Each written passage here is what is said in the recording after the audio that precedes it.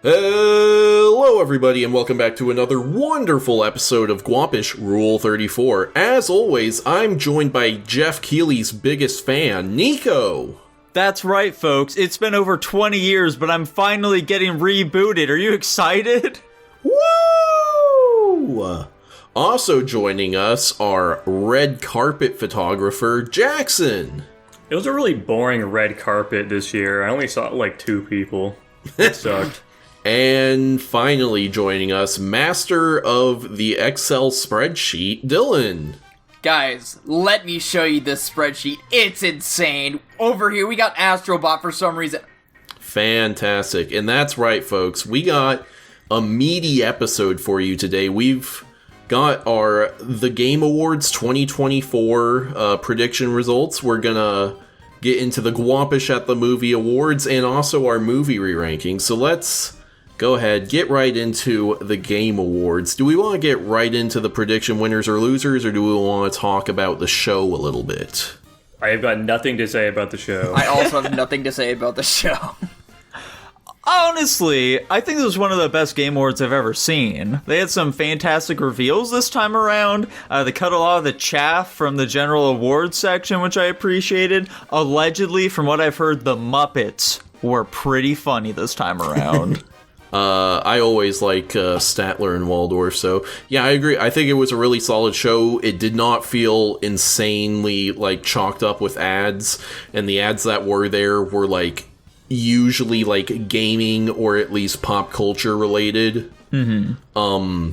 Yeah, I think the show was much shorter than it usually is. It had solid, reveals and trailers.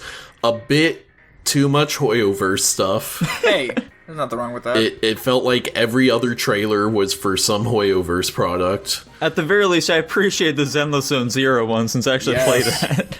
Let's fucking Fair go. enough. Yeah, I'd agree. One of the best ones. My only thing is just like, can we get some speech writers for these award winners? Jesus Christ. Also, when they're announcing the rewards, can we stop having all of them try and do their tight 5? They all suck at it. I'm like, guys, just say, here's the award. You're not making anyone laugh. This is just general awards shows, though. Yeah, but we can be better, True. Why not? I don't think Geoff wants to be better, though. He just wants to be another member of the Academy here. True. Give me a rundown of the interesting announcements. Okay, so Slay the Spire 2, we got a better look at that. That's pretty sweet. Ooh. Big fan of that game there. It's a dice game this time. Yeah. The Witcher 4 also got revealed, which was neat, I guess. I've never played the Witcher games. People seem to love them. Perhaps a bit too much. It bridges on, like, the fucking Half-Life and Red Dead and fucking Mass Effect hype. I just don't give a fuck about any of those games. I probably won't care about The Witcher either, but, say la vie. Elden Ring Night Rain, though. There we go. Holy smokes. I don't know if it will be good. I hope it is. It makes me nervous. I'm a little scared that this might be FromSoft's, like they've had such a good track record as of late. We might have another Dark Souls 2 on our hands here. We'll see, I guess. Okay. So that's like a co-op DLC thing? No, it's its own standalone game. It is it's a roguelike boss rush battle royale. Battle royale? Yeah. How the hell is that? Interesting. We don't have a lot of details on it yet.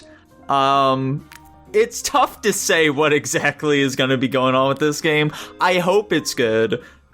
To our knowledge, it's not going to be like a free-to-play or anything like that. It's just going to be you pay for it, and like there aren't going to be a bunch of like expansions or anything like that, or microtransactions you have to pay for. It's just like a one-and-done type deal. So hopefully it's good. We'll see. Interesting. But, yeah, hopefully this is not a big hiccup on their part. I am cautiously optimistic. The creators of Shadow of the Colossus, those folks, they got a brand new game. Now it's big robots. It's not big other weird prehistoric creatures. It's robots. The creators of It Takes Two and what the fuck was that other game? A Way Out. They're making a new game. Looks pretty cool. It's like between like sci-fi and fantasy. You're going between different worlds. It seems neat.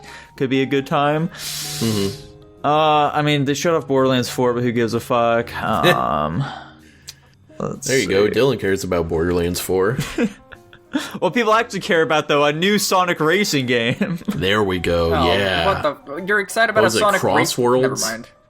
Yeah, Crossworlds. Look, dude, I know people shit on just like the concept of it because like, he's Sonic. Why is he in a car? Why is he on a hoverboard? But the games are actually genuinely fun. Okay. Fuck you. New Okami, finally, after all these years, brand new Okami. It seems pretty badass. And then there's some dumb Naughty Dog game. I don't fucking care about those, though.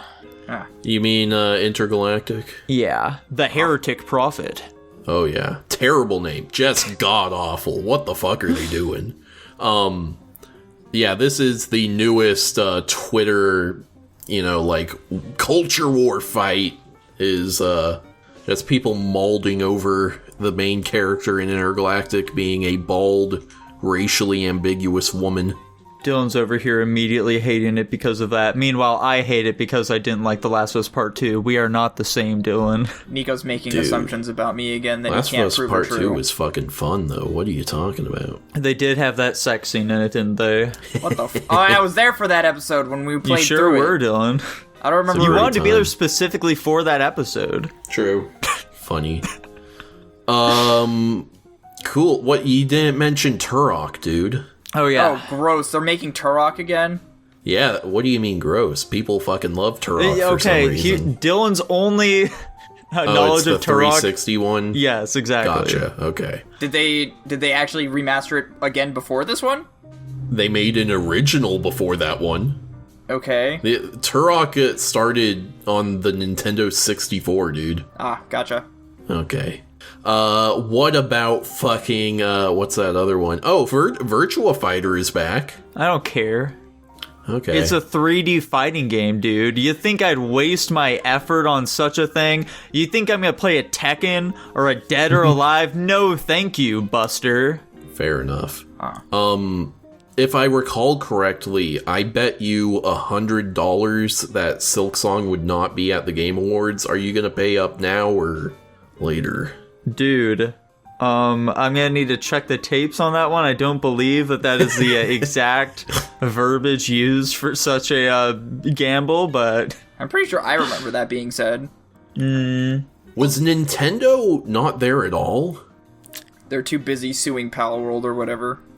I don't think they were. Dude, the next Palworld expansion was... Anyway, okay, that's the stuff. I'm interested in some of it. I don't own any console games anymore, so... Or consoles, I mean.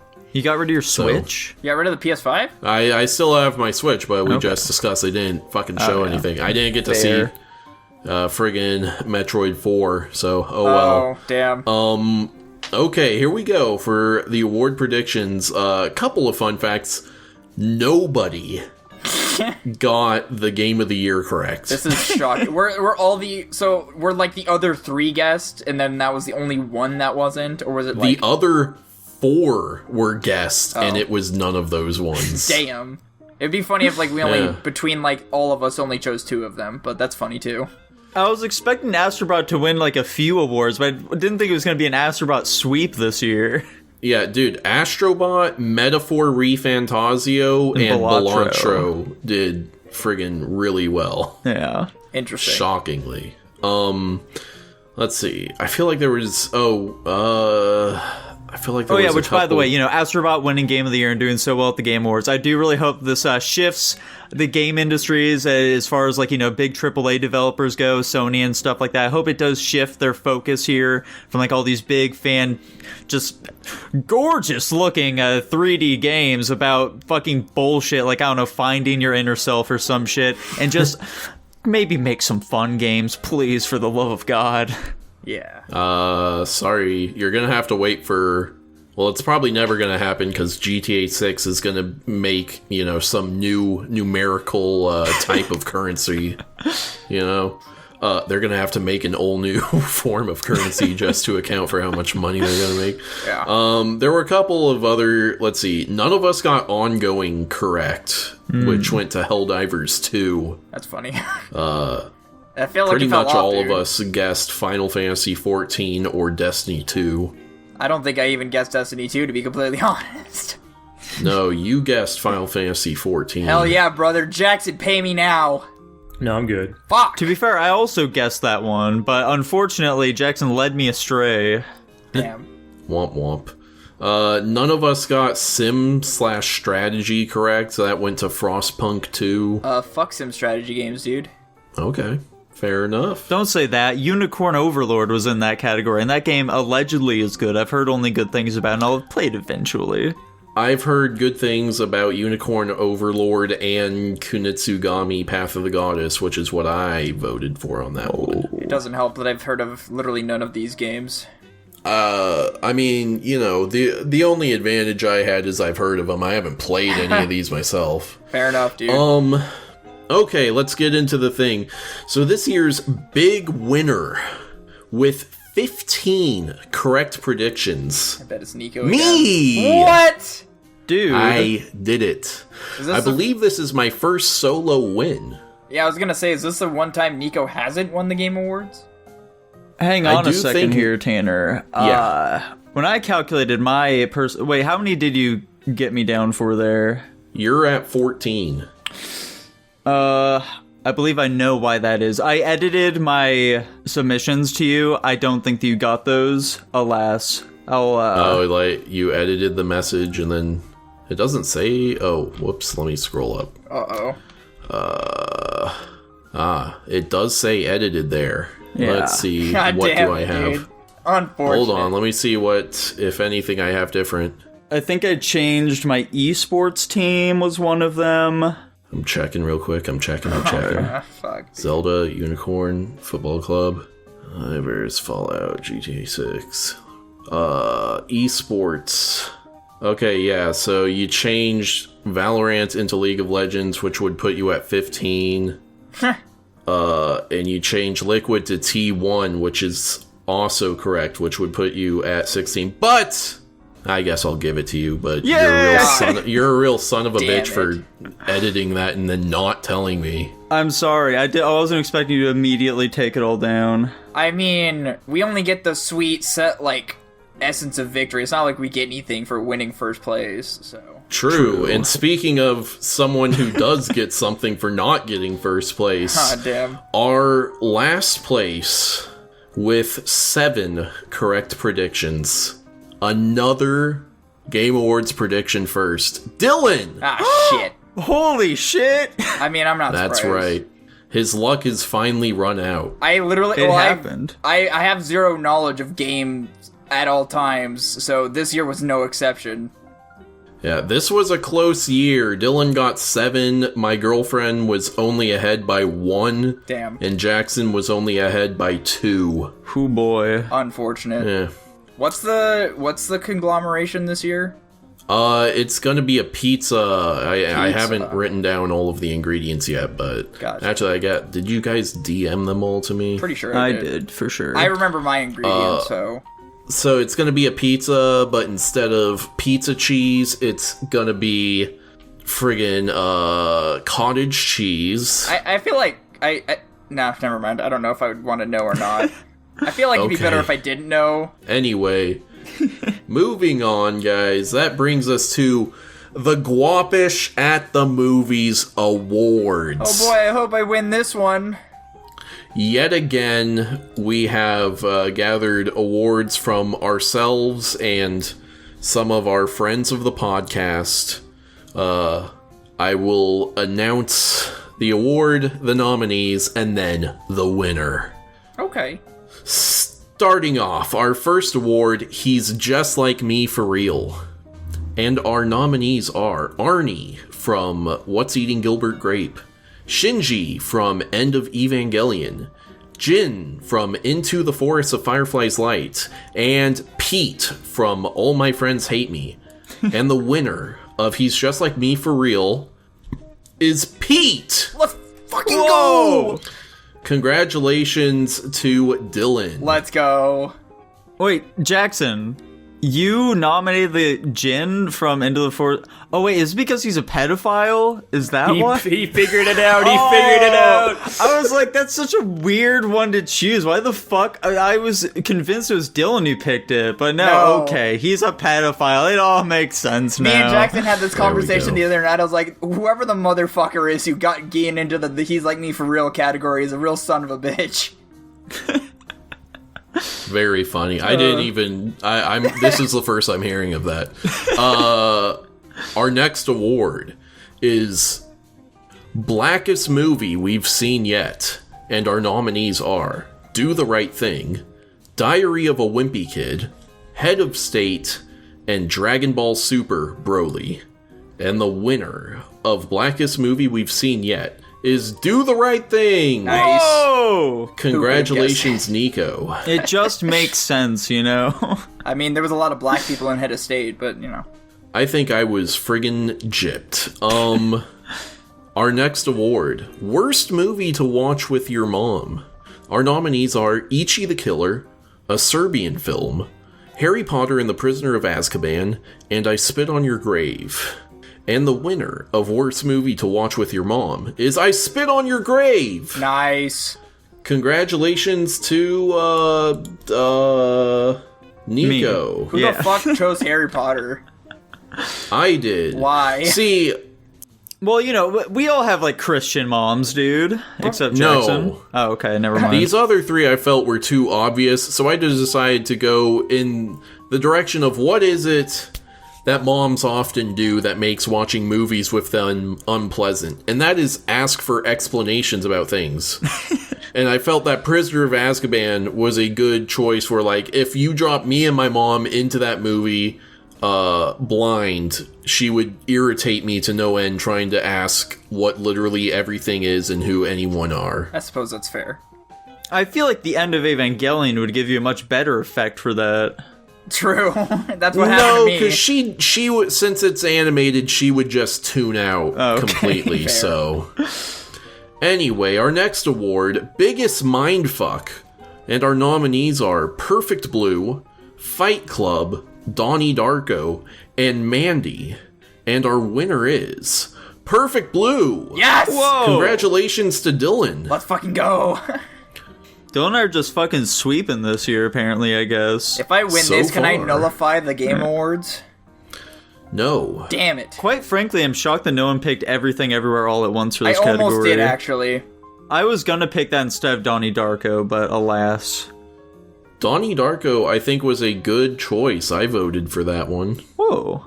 Our next award, Downright Euphoric, and our nominees are Dragon Ball Super Broly, The Brotherhood 5 Alumni, That's so The stupid. Notebook, and Makia When the Promised Flower Blooms. And the winners of Downright Euphoric are Dragon Ball Super Broly and Brotherhood 5 Alumni. fucking Congratulations way. to Tanner and Nico. This is so Motherfuckers fucking making me implement a stupid. way of having 2 award winners. God damn it, fuck you. None of the tiebreakers were working. I don't know what to tell you. Did you try more than one? Yeah, I tried ranked choice voting. You guys voted perfectly, so that did not change anything. I think that happened last year, And too. then Tanichi's vote, even if I counted it, didn't change anything. It did though. I mistyped, right? He picked the fucking he picked the Brotherhood, which should have put it above Broly. That hypothetically would have changed something, but I think since he hasn't seen any of them, like, what the fuck? Why would I? Anyway.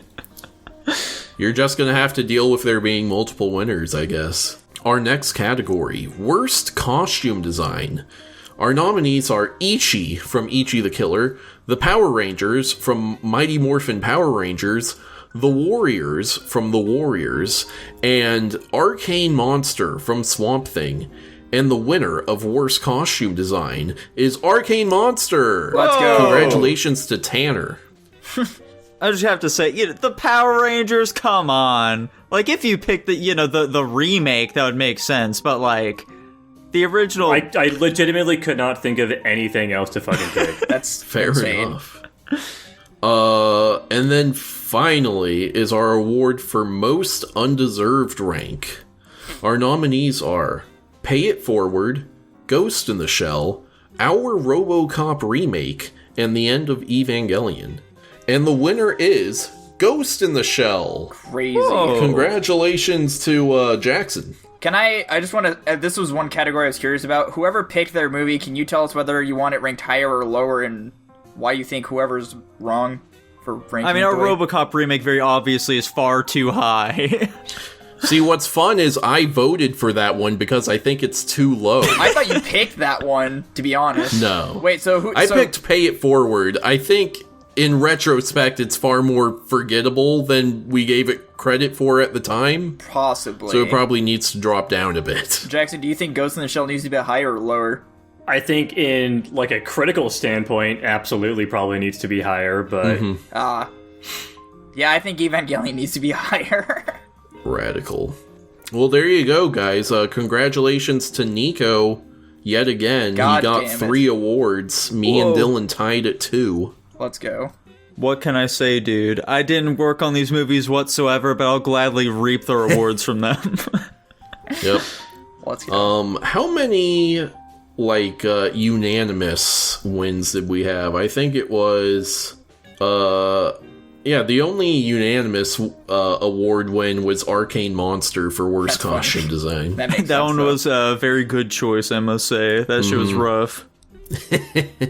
Yeah, that was fun. Me, looking up, what was the weird werewolf thing called, technically? Anyway, That's funny. moving on to our re-rankings, guys. Let's go, dude. I guess we'll just do it as we always do. You just run through your ranks. Nico, you want to kick us off, I guess?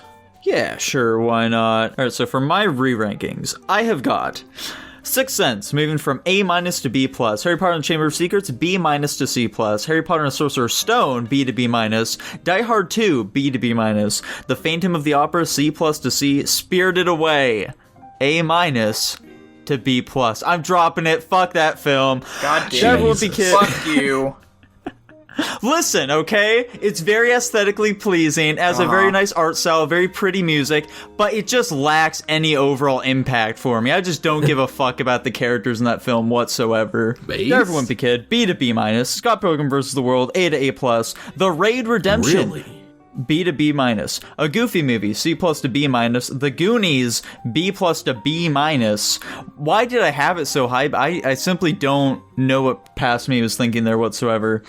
The Martian, B+ to B, Coraline, A to A-, An American Werewolf in London, C+ to C, The Babadook, A- to B+, Guardians of the Galaxy, A+ to A, The Count of Monte Cristo, B to B-, The Patriot, B+ to B-, Stand By Me, A- to B+, Take Me Home Tonight, C+ to C, Planet of the Apes, B to C+, this is the big one, guys, Demon Slayer Mugen Train, S- to A. It's finally moving out of there, boys. You know, I had it so high before because I cried during the film. If a film is capable of moving me this much, then obviously it must be an S tier. But I also cried from clicks, so obviously, at this Something point. isn't right here. And then Nightmare Before Christmas, B- to B. Okay, interesting. I retained absolutely 0 of that. Fair No enough, problem. dude. It was very Since fast. you didn't retain any of his moves, let's get you to spit out some of your own. Go ahead, Okay. Dylan. I have possibly the shortest list out of everybody here. I did not make very many changes. Yours is Okay. perfect after all. Why move anything?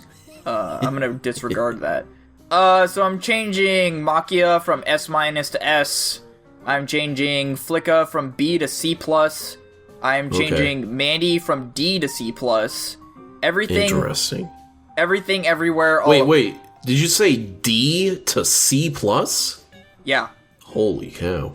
That Everything. makes sense, though, honestly. I feel like that previous rank was fairly harsh. Yeah, it was a Yeah. little bit.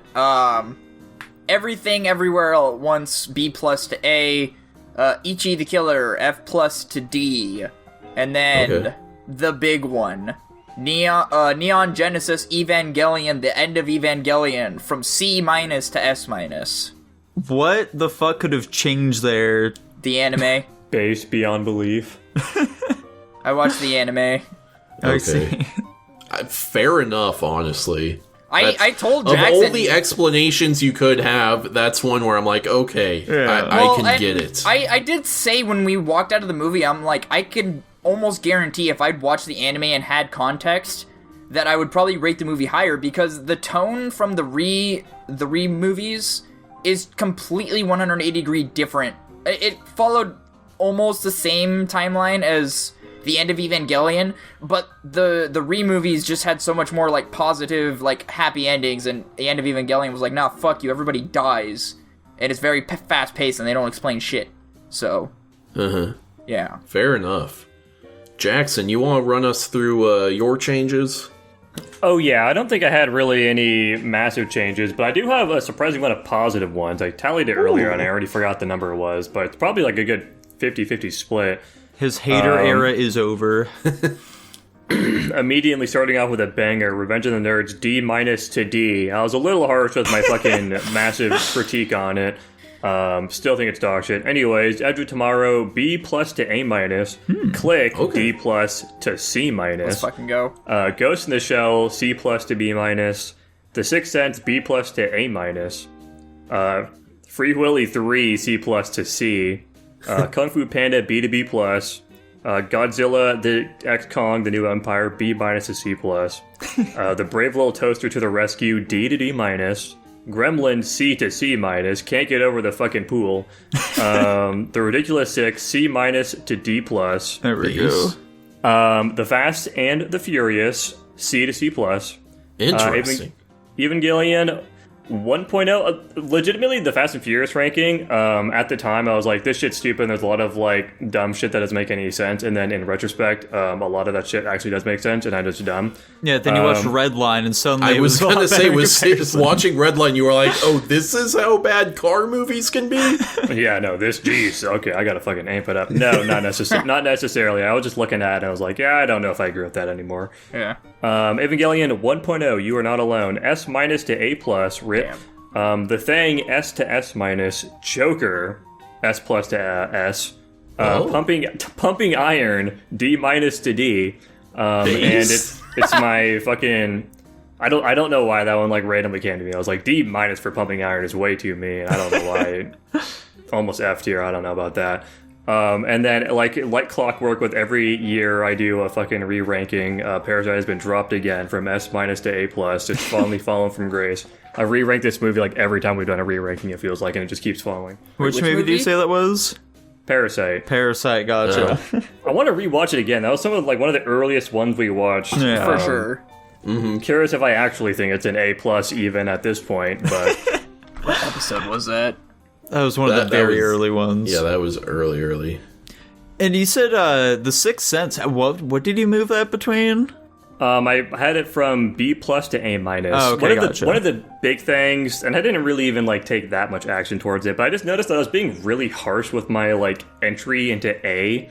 Like I almost kind of treated getting into like the A tier as something similar as like a micro barrier to like getting into S. And I had like a big gap where there was just like not that many A tier movies with a shit ton of B, and I kind of just like loosened that requirement. I was like, for like The Sixth Sense and fucking Edge of Tomorrow, I enjoy those movies. I think they're good movies, but I was a little harsh with it. I definitely would say they're like probably low A rather than a high B for me, just from like their production value alone. Okay. Fair enough. Yeah, very interesting. I don't have a ton of changes, and since we are now like 300 films deep, just as a policy, I'm not doing multi-tier changes. I'm only going one at a time, and this one, more than other years, was very vibes based. It was just like I would just read the thing, read the rank, and then go, does this belong? And then if I got a strong enough feeling of no, it should be higher, no, it should be lower, that's what got me to move it. Dude, to be honest, that's exactly my method. I also do that. So we're gonna move from top of the tier list down. So Prince of Egypt, S to S+. Huh. Rocky 2, S+ to S. Watchmen, S+ to S. A Christmas Story Christmas, A+ to A. The Room, A+ to A. Pay It Forward, A to A-. Castaway, A to A-. I Want to Eat Your Pancreas, A to A-. Jimmy Neutron, Boy Genius, A- to B+. Gremlins, B- to B. Zombievers, B- to C+. The Witch, C to C+. The Ritual, C to C+. Waxwork 2, C+ to C.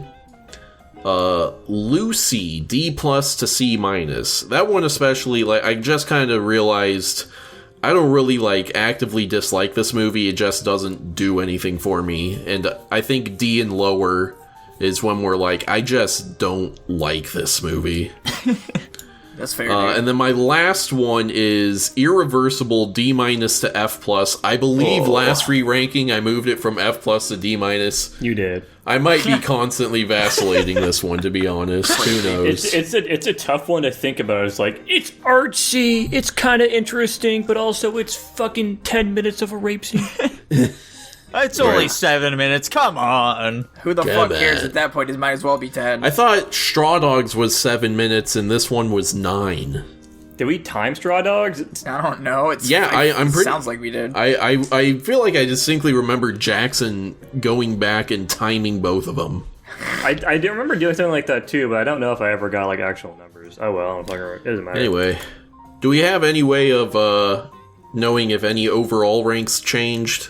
I do actually. That Holy is cow. like legitimately the only stat I have to share. I want to start getting more stats, but alas, a lot of this is always very hastily done.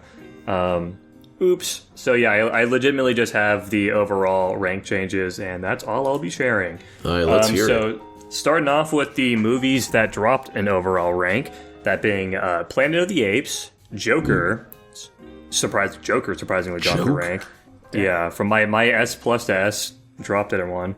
The Count of Monte Cristo, An American Werewolf in London, Irreversible, The Can you Room. say what their like new ranks are? Yeah, sure, why Okay. not?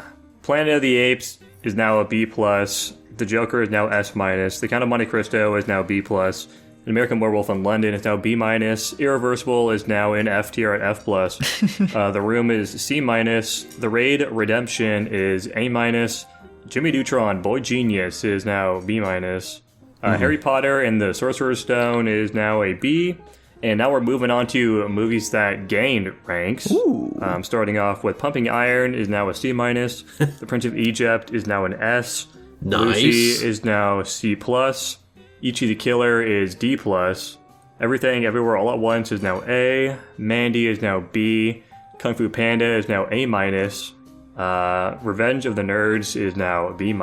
And the movie that increased by more than one, the only movie, it jumped up 2 ranks, of course, is The End of Evangelion, and it's now at A. Let's go. Nice. B+. Gotta love it. It's pretty solid.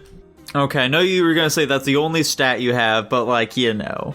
These are usually our only times we talk about the check marks explicitly. Do you have new stats for where all our check marks are lying?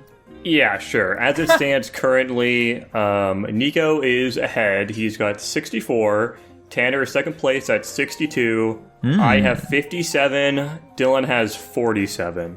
Let's go. And Kyler has 3, I guess, if you Well, care. I mean, Kyler's killing it on like the 3 movies he's ranked. I honestly wasn't expecting Tanner to be so close to me. I don't know why I expect to have a pretty decently large chunk of check marks considering how diversely I rate movies compared to you guys. Yeah, no, you shouldn't expect that at all. I don't know why. I guess I'm just positive, dude. I don't know. Yeah, you're I think- 10 behind me, and that's a pretty substantial amount. I know. I think Nico is falling for, like, the iceberg fallacy, where, like, my handful of ranks that he really disagrees with just really stand out in his mind, so he doesn't notice how often that I do just rank them pretty, even-keeled.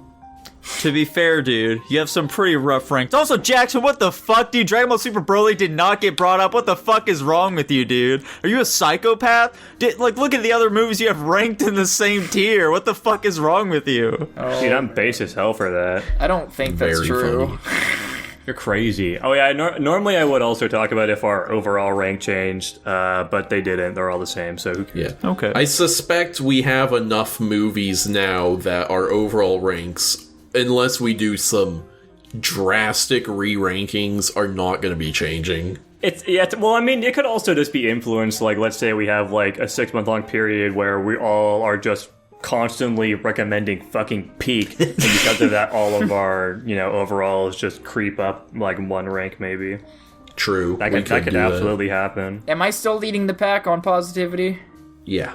Yeah, you're still the highest overall Let's rank. go. So yeah, I'm bottom at C+. It all checks Nico's out. following me at B-. Tanner, you're at B, and yeah, Dylan, you're at a B+ overall. Let's go. Wowza. Wowza! Bro likes movies. I do like movies. I'm also fairly easily entertained.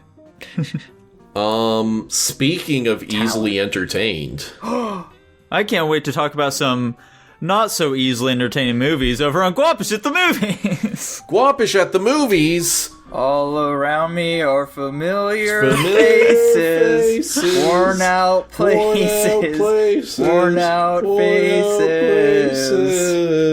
I was fucking shocked when that came out in Donnie Darko. I know, it was so weird. That was funny. I mean, dude, that song got used a lot. Wasn't it in like a fucking Gears trailer or some shit? Yes, it was. Yeah. Yeah, it was Gears 3. My boy died. It made me cry.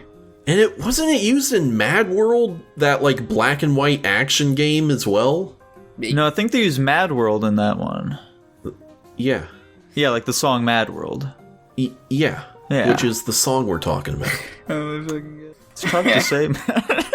Jackson, what did we watch this week?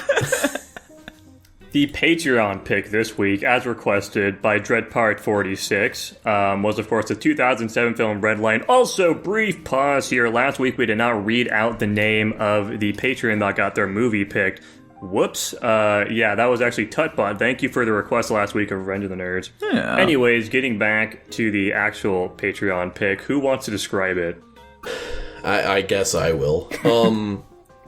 Redline is the story of a woman mechanic, and she's also good at driving, and people are driving, and there's a army guy, and his brother gets killed, and so he seeks revenge, and there's some more driving, and then there's some money involved. Sounds about right. I really don't remember the plot very well now that I'm actually thinking about it. There was a creepy billionaire who like convinces her to marry him or some bullshit like that too. Who cares? It's Redline, the live action version. Yeah, Yes, this movie's something weird like as that. fuck. It's literally just some girl is a good driver and her fucking dad died in like NASCAR or some shit. And she's a driver system dude that wants to win a race. She gets kidnapped by some fucking crazy rich guy that's trying to pay off debts, and she sabotages a race so that he gets killed. That is the implication there, which is very funny. Fun fact, this is a weird one. While doing yoga, Michael is greeted by Jerry with Simsalabim. Jerry is played by the actor Tim Matheson, who at 13 years old voiced the titular character of the 1964 cartoon Johnny Quest. Johnny's friend and adoptive brother Hadji would often utter the phrase Sim Sim Salabim as he performed magic. I see. So That's a very fun fact. yeah. Let's see. What did I write down for this movie? Fucking stupid, occasionally funny, but loses steam. Dude, I can't count the amount of times when they were panning back and forth to the odometer, and it was just the same fucking speed limit every time. It's like, I don't think they understand how car and speed limit work, but it doesn't just, you flash to the odometer, they're going 60 creeping up, and then go back to the odometer, it's 60 creeping up again.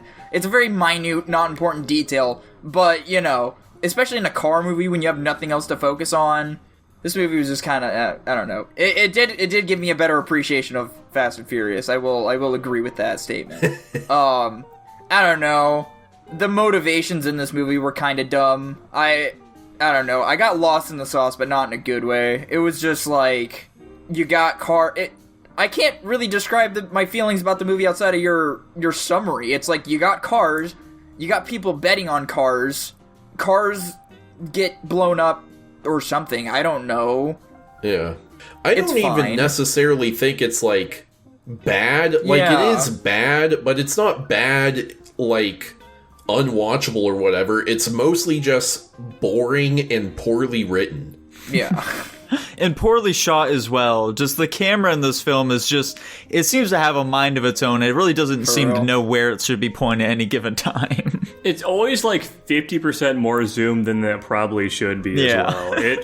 It's not a very pretty movie to look at, even though they're constantly showing off girls scantily clad. That's like the main selling point, I think, of this movie. Is if you're like a 14-year-old boy, this is going to be your dream come true, because baby, you can watch this for free on YouTube right now. Dude, that's very true. I was watching this movie and I was like, damn, this movie gives me 90s vibes, and I had to go look up the year this was made, and I was shocked to see that it was shot in 2007. This definitely looks and feels like a 90s movie. Which is, not a bad thing, I guess. We've definitely watched good 90s movies, but I don't know if that says anything good about this movie, necessarily. I mean, it should say that it's bad if it feels like it's from a fucking era ago. Literally all I was gonna say was I agree with Tanner. I didn't think the movie was bad. It didn't pique my interest or entertain me really in any significant way. Personally, I do think this movie is bad. I think the acting is pretty fucking dog shit across the board. Cinematography is not very good. Soundtrack, uninspired. Really isn't a whole lot of positives to this movie except for just seeing girls dance around. The racing, of course, is absolute ass. I do think their car selection is interesting, given it's just a bunch of random fucking hypercars. Yeah.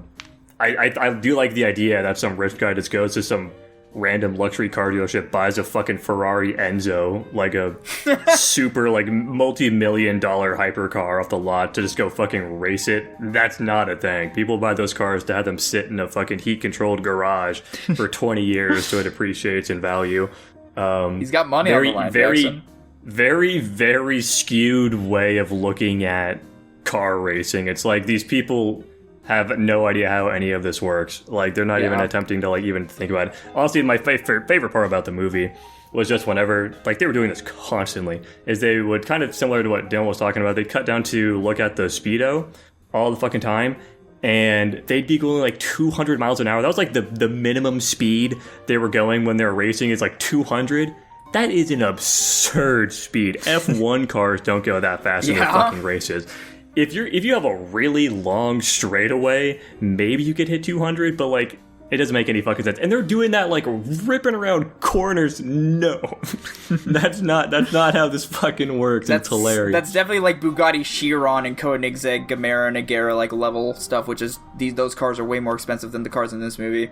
That's like, I mean, my fucking GTR can hit 200, but no car that you buy is meant to go 200 around a corner. Anything above like 150 is like almost purely just meant for fucking straight line speed, because at that point you're going so fast that even like minor differences in the way you're steering aren't going to be significant enough to do anything more than just like broad corners. Yeah, that was like another nitpick that I had kind of to do with that, because They had paddle shifters in this movie, which, the paddle shifters, that's not unusual. What's unusual is they were hitting the downshift paddle consistently throughout the entire movie while they were racing. And that's, like, another thing with, like, racing movies, too, where they'll have the little gear shifters down, like, to where it's normally at. And sometimes, like, that shit's messed up. I don't think I noticed them improperly using the shifter. But, I don't know, I kind of just was turned off to this movie as soon as I realized they were being pretty unrealistic with everything that was going on. I mean, what's the problem with downshifting during a race? Why is that a criticism? It's just that they were doing it at all and times. Downshift constantly when you're driving. There are crucial times that you need to downshift, but it wasn't realistic fitting the portion of the race they were at. Yeah, well, so they're just kind of cutting to, like, fucking B footage of the car interior most of the time, I'm sure. I do think it's interesting they actually crashed a Carrera GT. Like, that was just the owner's Carrera GT. Those things are like $1 million nowadays. That's I mean, they took out the engine, which granted is a large part of that money chunk, but still, it's pretty funny. And Fun fact, that's also the car that killed Paul Walker, the Carrera GT. Oh no. Damn. Yeah, and like to kind of go back to what you were saying with the whole like they were going 200 at a minimum, but like these cars aren't made for that. They really shot themselves in the foot trying to portray these cars are going really fast, but then they also made the bad mistake of like watching the cars drive off and they're going like maybe 50 down the road. And one particular scene that comes in mind is when they're like having the race at the very end of the movie and the odometer shows they're going like 100. And then you watch them speeding down the road, it's like they're going maybe 50 or 60. It's just, I don't know, it's dumb. There are a lot of dumb choices. Oh, yeah.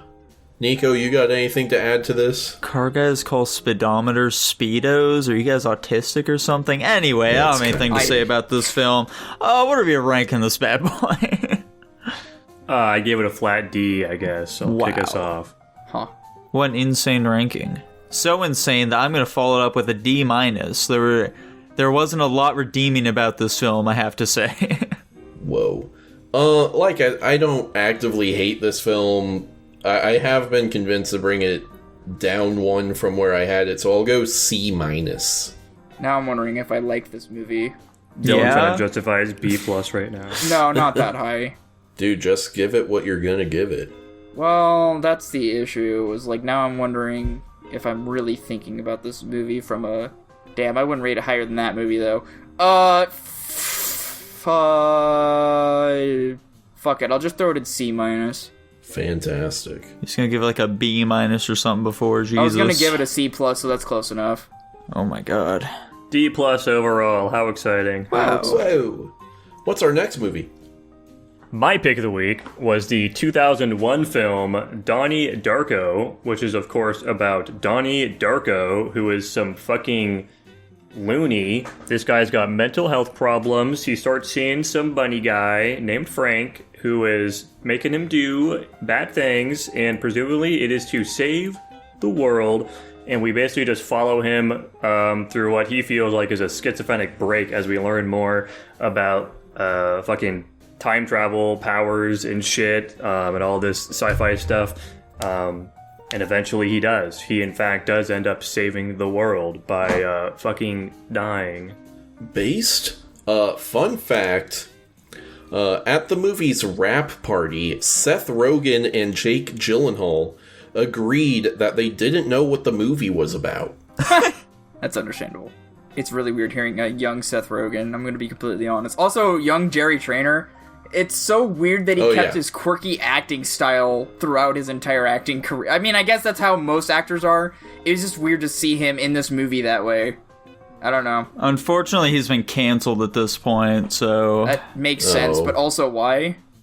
He molested Miranda Cosgrove. No. Unfortunately, you know, it's a bunch of culture war type stuff. Apparently, he didn't treat like his female cast members great. Apparently, his nickname on set was Jerry Mansplainer. So like you know, that sort of stuff. Also, he's in like some sort of like battery case against his mom or something like that. Okay. So like you know, Interesting stuff. Yeah. I don't know. I thought the concept... Allegedly to all of that, by the way.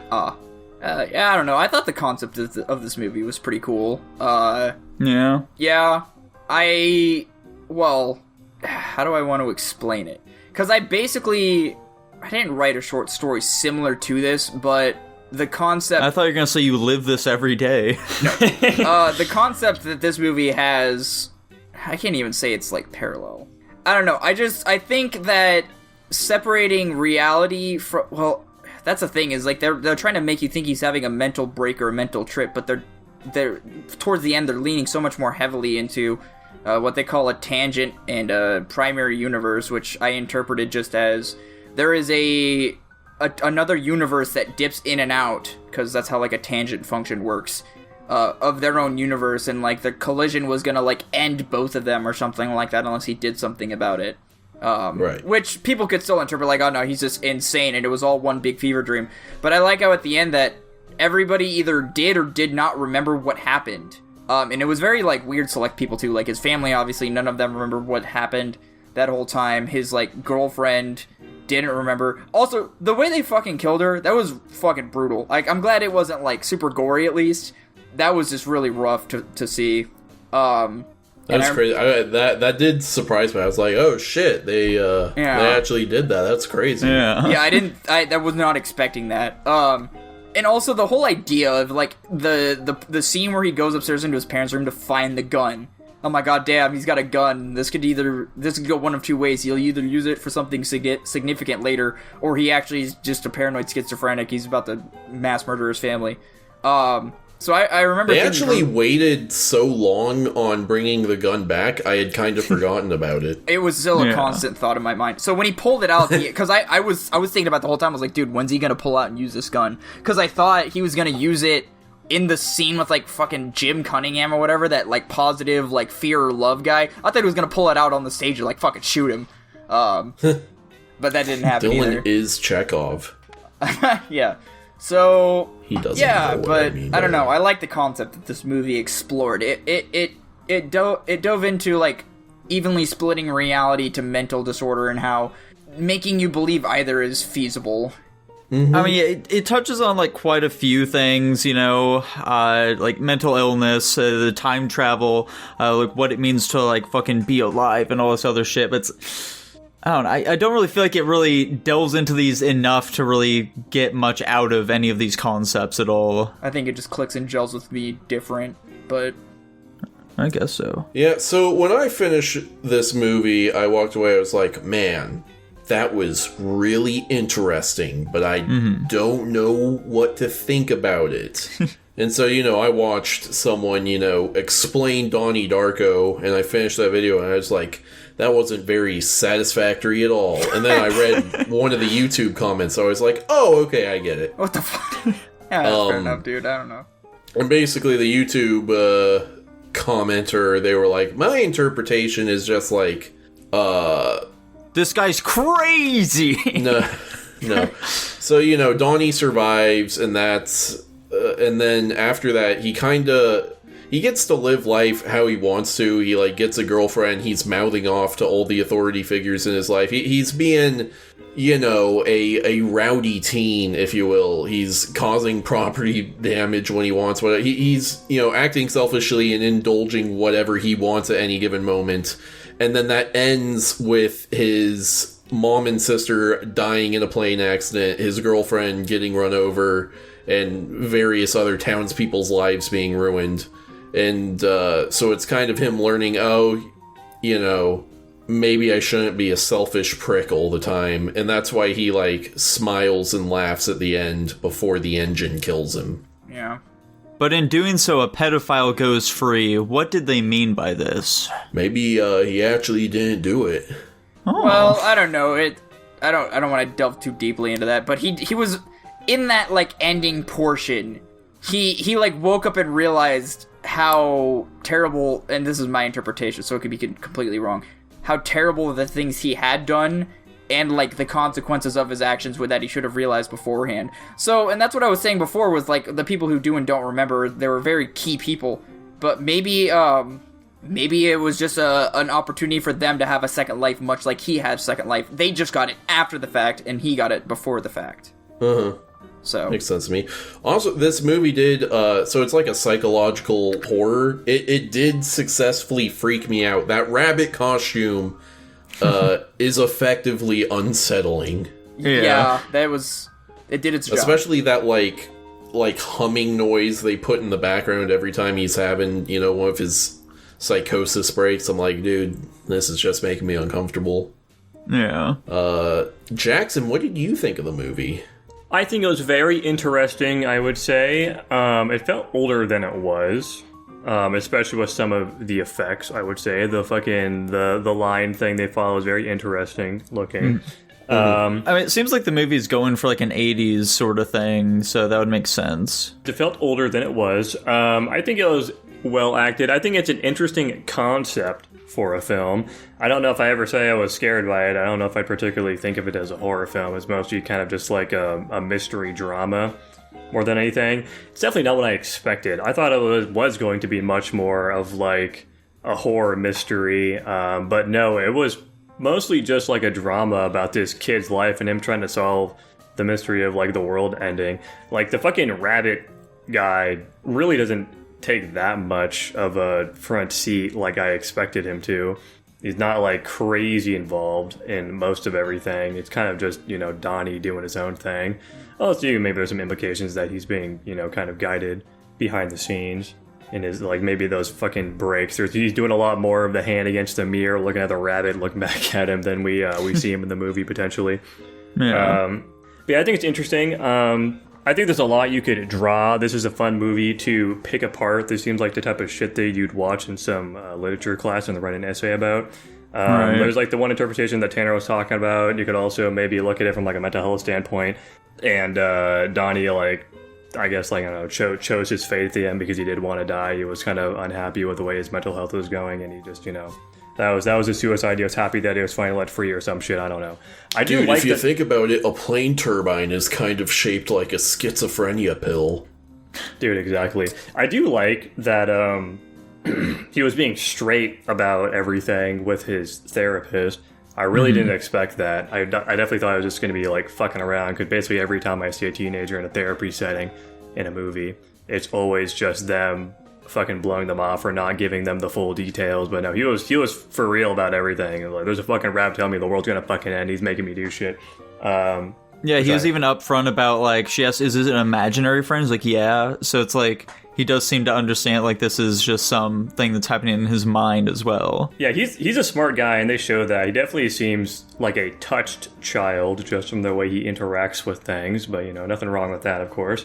I think it's a romp. I think it's quite the time, personally. I enjoyed it, I would say. Yeah. I don't think we've really mentioned it all yet, but the performances, you know, aside from just Jerry Trainer, I feel like the performances across the board were well done as too. Again, Seth Rogen, he's in this movie. I pointed that out to Jackson, and I was like, hey, holy shit, is that young Seth Rogen? He said, no, there's no way. And it was young Seth Rogen. It was true. Are we ready to rank this one? I feel like sure, whatever. Yeah. I feel like there should be more that we talk about, but yeah, I don't really have anything. I think we've given it the light of day. I went ahead and gave this one an A. I liked it quite a bit. It had me thinking a bit, and I liked what I walked away with as the message of it. I'm a little lower than you personally. I'm giving it an A-. I also gave it an A-. Wow. I didn't like it quite as much as you. I still thought it was entertaining, but yeah. I gave it a B+. Whoa. Biggest hater of Guapish 2024 is Dylan on his revenge arc. It's punished arc. A- overall, unsurprisingly. Fantastic. Pretty solid. But yeah, I agree. I feel like we probably could have talked a lot more about this. I definitely could have talked a lot more about this, but I wrote no notes and I forgot everything. Yeah, that's just how the fucking cookie crumbles. This is so sad. Jackson did in fact have to rewind the film at one point, though, to get a look at the sister's feet. So, you know, let's just put that one on the record real quick. That was a fun little bit. I fucking saw her feet down. I was like, this would be fun. Speaking of forgettable, we've got Dylan's pick of the week. That, of course, being the 2012 film Rise of the Guardians. Listen, buddy, let's maybe not do that transition. Come on, don't be immediately harsh on this thing. Oh. I have a feeling I'm not getting the S rank that I thought I was gonna get. Not from Jackson. Damn. This dude fucking hated it. But we, on the other hand, we're on your corner. What'd you think of it, Dylan? Or not what'd you think? Give us a summary first. So, the summary of Rise of the Guardians, we start with Jack Frost. He's like some kid rising out of the frozen lake, and then he goes on and finds out he's not real. Or he can't be seen. And then it's basically a journey of, you know, seeing Santa Claus, Tooth Fairy, Easter Bunny, and they're like, oh, people believe in us, we spread joy, and then, fucking the boogeyman is like, everybody gets nightmares.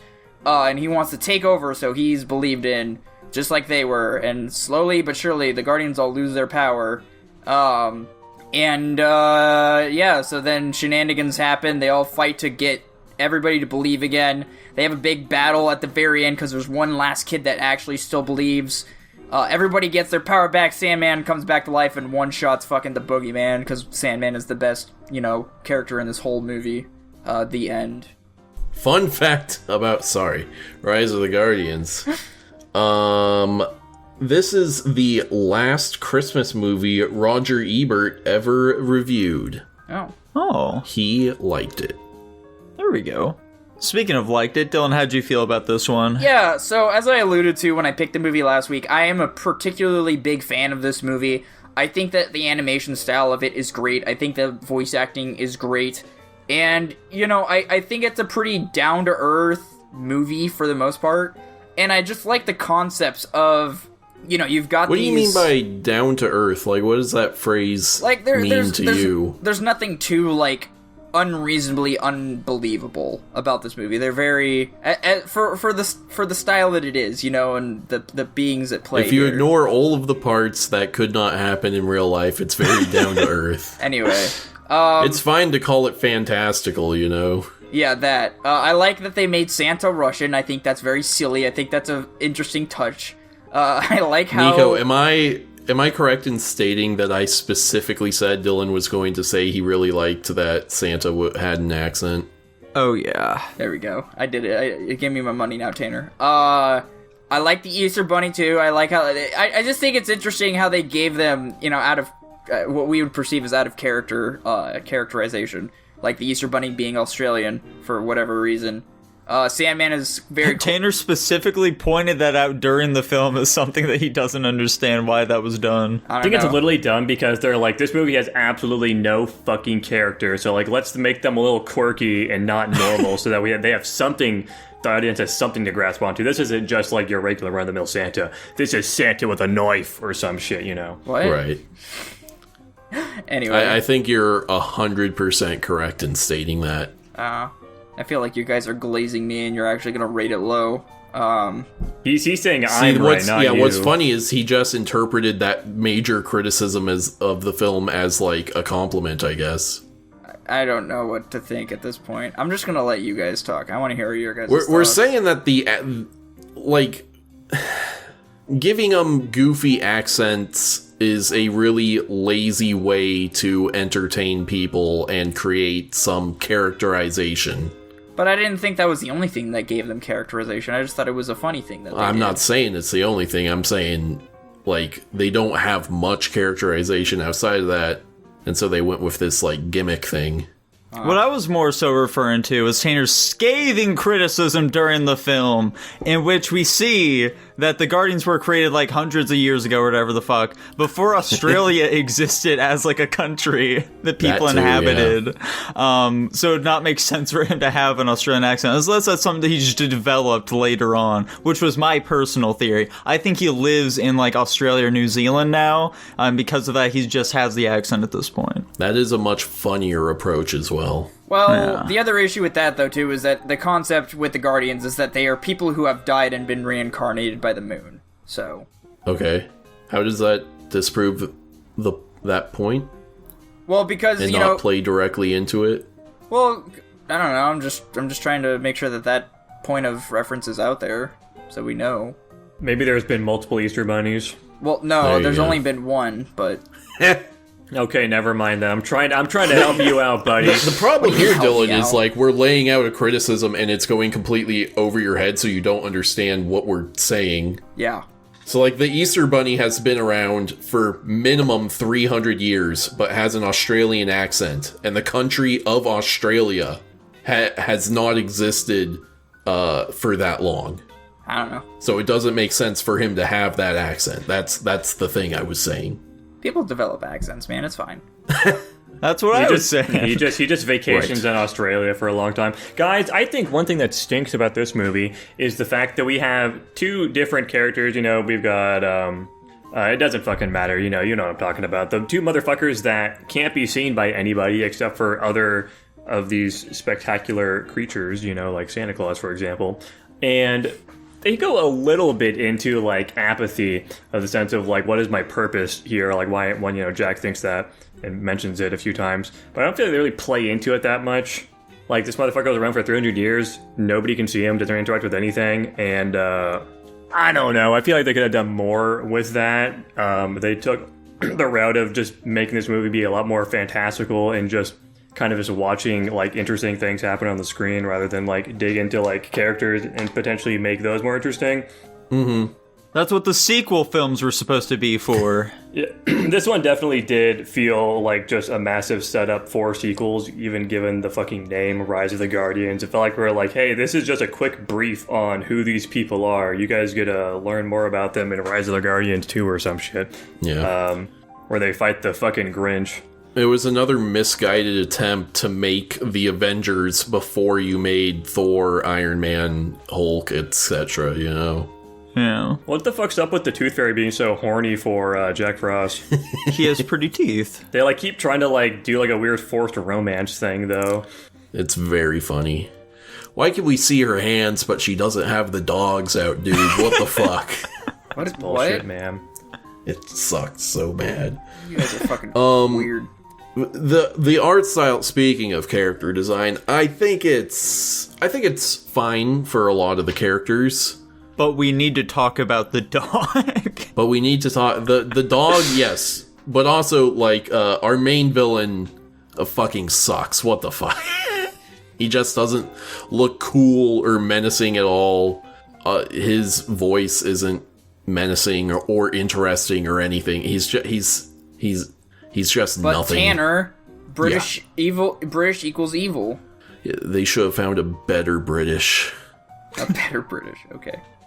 The worst part about him is that his fucking powers, he uses, like, his fucking nightmare dust or whatever to corrupt Sandman's stuff, to make, like, nightmares and shit like that. Like, that sounds neat, you know? Like, Sandman's able to do all this cool stuff with his dream sand or whatever. So, surely, he should be able to do something cool, too, right? No, he just makes horses. That's all he can do with it. That's not all he can do with it. That's all he does with it. Well, he was making, like, big dust clouds and shit, but, like, making actual, like, enemies or something, he only ever made the fucking horses, unless we're mistaken. I mean, yeah, I agree, and, like, but it's, like, not tendrils, the only... maybe, you can count those. It's incorrect to say it's the only thing he did. What else did he do? He had the horses, and then he had the big wave made out of horses. He made weapons. Yeah, sure, he had his scythe. That's fair enough. And a bow. I don't really remember that, but anyway. The antagonist kind of fucking blew ass in this movie, though. I agree. I think he was pretty lame. He, of course, falls into the generic I'm gonna fucking monologue constantly thing. He literally had everybody's super weakened and then just gets beat by the power of friendships and type bullshit. Stupid as fuck ending. Felt insanely unsatisfying. And of course, I agree. I think it's just dying. It's boring as shit. I definitely like it's the fucking boogeyman, and they just make him some dude in like a black cloak. What the fuck? So lame. And like they could have. Tanner and I talked about it a little bit, but I feel like he would have worked a lot better as more of like a force of nature kind of enemy, potentially. Like maybe be like a little bit, like a little bit of exposition here and there about like what his like general plans are, but not being like super obvious about it. Because it's the fucking boogeyman. He should be like hiding in the shadows doing creepy shit, not like standing in front of the entire main cast monologuing about what the fuck he's planning on doing and then having a massive wave of sand or something cover a city. And then being soloed by like 4 kids that aren't scared of him. Dumb as shit. Come on, man. What the fuck is that? Oh, I love that we got 2 films this week that did the I'm not afraid anymore trope. That was fantastic. What was the other one? They did that in Donnie Darko too. Oh, I missed that part. He said that before he got crushed by the general. He definitely did not. You're lying. He was pointing up at the sky, you know, everything. He was asleep on the bed. He was thinking it.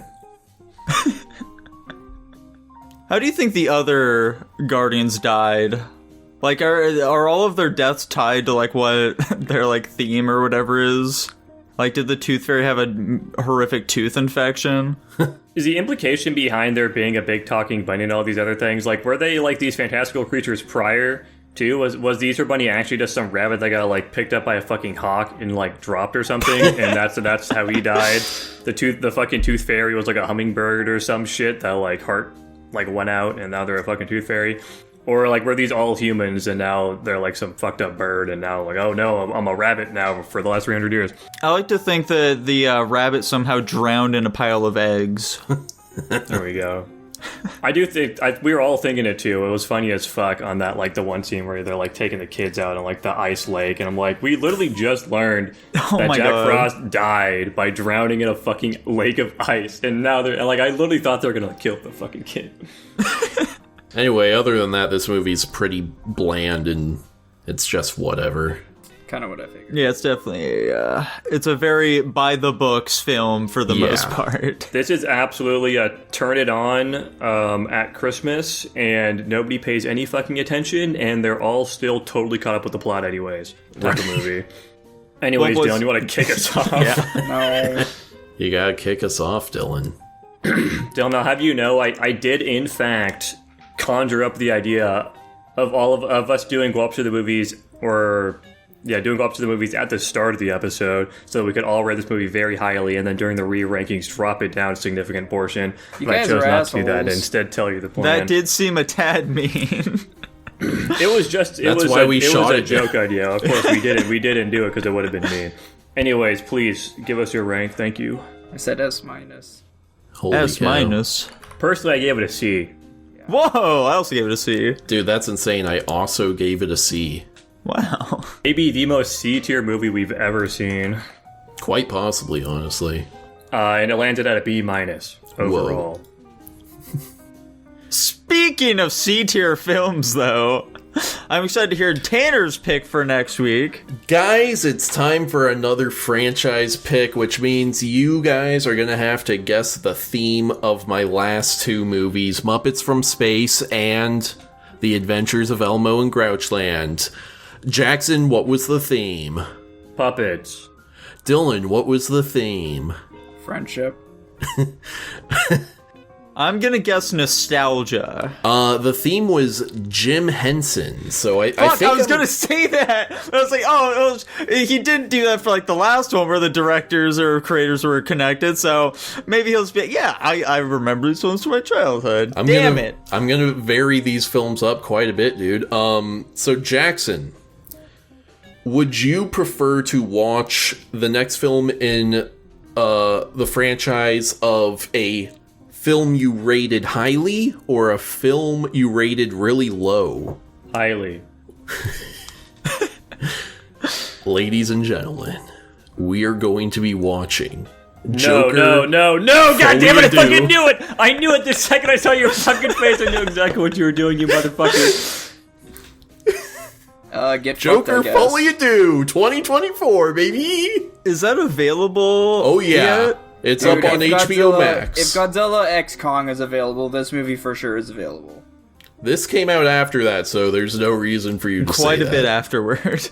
I did want to watch this movie. Me too. I'm excited to see. See, I've had two podcasters I like come out recently and say, I actually liked this one. So now I'm like, I don't know what to think. I think these podcasters are hack frauds and you need to stop watching them. That's very possible. Jackson, you just said you wanted to watch the movie. What's the deal? Well, I want to watch the movie out of like morbid curiosity. I don't think it's going to be good.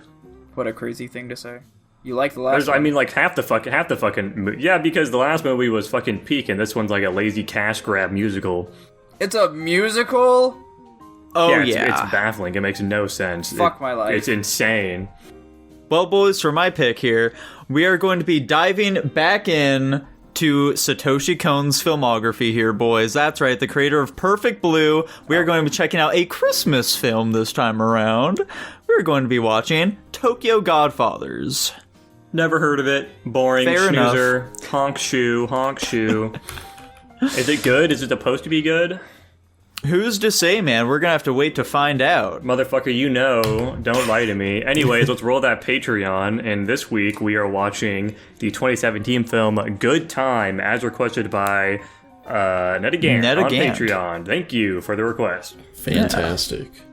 And if you too would like to request a Patreon movie just like Netagan did, then Tanner's going to tell you all about how you can do that. That's right. If you just head on over to patreon.com/Guapish or guapish.com/Patreon and subscribe for only $1 a month, you get exclusive access to our pre-show as well as early access to every episode, and you get into the Discord where you can share topics with us, request movies just like Neta just did, and you get 500 slime coin, and you get your name read out at the end of every episode, just like I'm gonna do right now.